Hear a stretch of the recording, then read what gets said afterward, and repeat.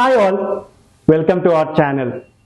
So in this video, you're going to learn something profound and important regarding wellness. So we have invited Dr. Kishore Kumar Garu, who is an eminent scientist, nutritionist, and a naturopathist. Also got trained in acupressure, marma, and a certified yoga teacher. So we invited Dr. Kishore Kumar Garu to share valuable information which will be of great help to all the students who are preparing for exams. So without much delay, let us invite Dr. Kishore Kumar Garu.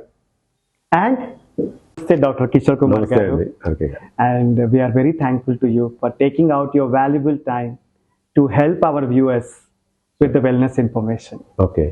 So ఇవాళ మీ ద్వారా మన స్టూడెంట్స్కి ఎగ్జామ్స్కి ఎవరైతే prepare అవుతారో competition ఎగ్జామ్స్కి వాళ్ళకి ఉపయోగపడే విధంగా కొన్ని క్వశ్చన్స్ మీ నుంచి తెలుసుకోవాలనుకుంటున్నామండి. తప్పకుండా. సో ఫస్ట్ క్వశ్చన్ వచ్చి, ఎగ్జామ్స్కి ప్రిపేర్ అయ్యే వాళ్ళలో చాలామందికి టెన్షన్ ఉంటుంది. అవును. సో ఆ టెన్షన్ ఫీల్ అయినప్పుడు కొంతమంది బాగా రాణించగలుగుతారు, కొంతమందికి ఏమో ల్యాక్ అవుతూ ఉంటారు. సో ఈ మెమరీ స్కిల్స్ ఇంప్రూవ్ చేసుకోవడానికి, మన కాన్సన్ట్రేషన్ లెవెల్ పెంచుకోవడానికి మనం తినే ఆహారానికి ఏమైనా లింక్ ఉందంటారా? Please guide us. 100%. యాక్చువల్గా విద్యార్థి యొక్క మేధాశక్తి అవనివ్వండి, జ్ఞాపక శక్తి అవనివ్వండి, లేదా ఆయనటువంటి రాణించాల్సినటువంటి రంగం ఏదైతే ఉందో ఆహారం మీద, అతని యొక్క అలవాట్ల మీద 100% ఆధారపడి ఉందని చెప్పాలి. ఇది మార్నింగ్తో, అంటే ఉదయంతో లింక్ పడి ఉంటుంది. ఉదయంతో లింక్ పడి ఉండటం అంటే ఏంటి అనంటే, మన దైనందిన జీవితం పడుకున్న దగ్గర నుంచి లెగిసే వరకు రెస్టింగ్ పీరియడ్. లెగిసిన తర్వాత, ఉదయం లెగిసిన తర్వాత అతను ఏ విధంగా అయితే తన ఉదయాన్ని గనక మొదలు పెడతాడో దాన్ని బట్టే ఆ డే మొత్తం ఉంటుంది. ఓకే. ఒక విద్యార్థి చదువు మీద తన కెరీర్ ఆధారపడి ఉంటుందా, చదువు మీద అతని యొక్క సక్సెస్ ఆధారపడి ఉంటుందా అని అంటే, చదువు కంటే ముఖ్యం తన ఆరోగ్యం. ముందు మనిషి ఆరోగ్యంగా ఉండాలి. ఆరోగ్యంగా ఉన్న తర్వాతే ఏదైనా చేయగలుగుతాడు. సపోజ్ చిన్న తలనొప్పి ఉంది విద్యార్థికి, కాన్సన్ట్రేషన్ చేయలేడు. చిన్న ముళ్ళు గుచ్చుకుంది, కాన్సన్ట్రేషన్ చేయలేడు. ఏదన్నా పెయిన్ ఉంది, కాన్సన్ట్రేషన్ చేయలేడు. కాబట్టి ఈ యొక్క శరీరం యొక్క ఆరోగ్యం మీద మాత్రమే అతని సక్సెస్ ఆధారపడి ఉంది అని ప్రతి ఒక్క విద్యార్థి తెలుసుకోవాలి. ఆరోగ్యమే basic unit for your career, basic unit for your studies. మరి ఆరోగ్యానికి ఎంత సమయం కేటాయిస్తున్నాము?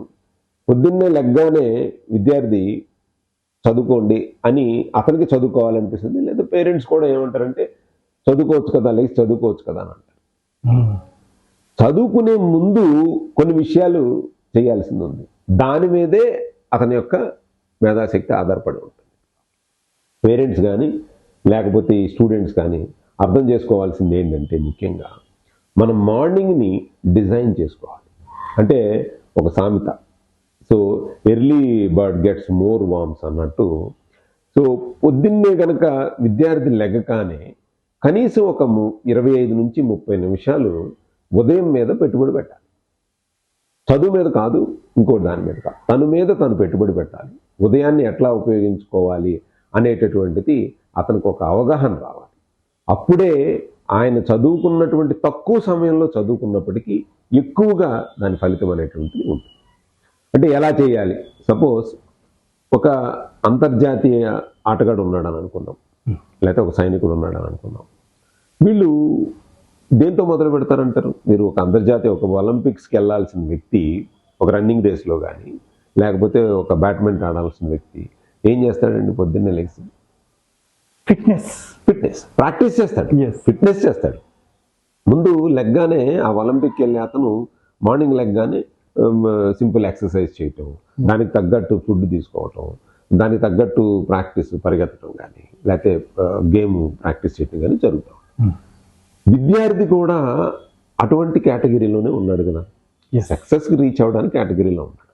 అతని క్రైటీరియా ఒలింపిక్ అయితే, ఇతని క్రైటీరియా ఎగ్జామ్స్, ఇతని క్రైటీరియా ఒక ఇంటర్వ్యూ ఫేస్ చేయాలి, లేకపోతే ఇతని క్రైటీరియా ఒక కాంపిటేటివ్ ఎగ్జామ్స్. మరి ఇతని ప్రిపరేషన్ ఎక్కడ ఉంది? ఇప్పుడు ఓన్లీ అతను నేను ఒక ఏదైతే బాక్సింగ్ ప్రాక్టీసో లేకపోతే బ్యాడ్మింటన్ అంటే ఓన్లీ బ్యాడ్మింటనే ఆర్డర్ వాళ్ళు. బ్యాడ్మింటన్కి ముందు వాళ్ళు మార్నింగ్ లెగ్గానే జాగింగ్ చేయటం, వాకింగ్ చేయటం, సమ్ ఫిట్నెస్ యాక్టివిటీస్ అవి చేస్తూ ఉంటారు, కొంతమంది మెడిటేషన్ చేస్తూ ఉంటారు, యోగా చేస్తూ ఉంటారు. ఆల్ ఒలింపిక్స్ పీపుల్ ఆ బేసిక్ ఏదైతే ఉందో దాని మీద ఎఫర్ట్స్ పెడతారు. తర్వాత ప్రాక్టీస్ మీదకి వెళ్తారు, గేమ్ ప్రాక్టీస్లో. విద్యార్థులు మాత్రం మార్నింగ్ లెగ్గానే చదువు మీదకి వెళ్తారు, వాళ్ళకి ప్రాక్టీస్ ఏమి ఉండదు. So this makes a lot of difference. ఈ ప్రాక్టీస్ ఉదయం అనేటటువంటిది చాలా ఇంపార్టెంట్ నా ఉద్దేశం ప్రకారం. అంటే ఈ ఉదయాన్ని ఎలా ఉపయోగించుకోవాలి, ఎలా ప్రారంభించాలి, ఈ ఉదయాన్ని ఎలా ప్రారంభించాలి అనేటువంటిది ముఖ్య ఉద్దేశం. అంటే మీరు అడగొచ్చు, సార్ మార్నింగ్ లేచి మా స్టూడెంట్స్ కూడా ఎక్సర్సైజ్ చేయాలా?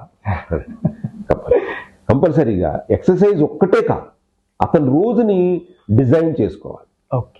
ఎక్సర్సైజ్తో పాటు రోజుని డిజైన్ చేసుకోవాలి, ప్లాన్ చేసుకోవాలి. దానికి తగ్గట్టుగా ఆ రోజు ఎప్పుడైతే అతను ఆ రోజు మీద అవగాహన వస్తుందో ఆటోమేటిక్గా ఏమవుతుందంటే అతనికి ఆ రోజు మీద ఒక పట్టు అనేటువంటిది వచ్చేస్తుంది.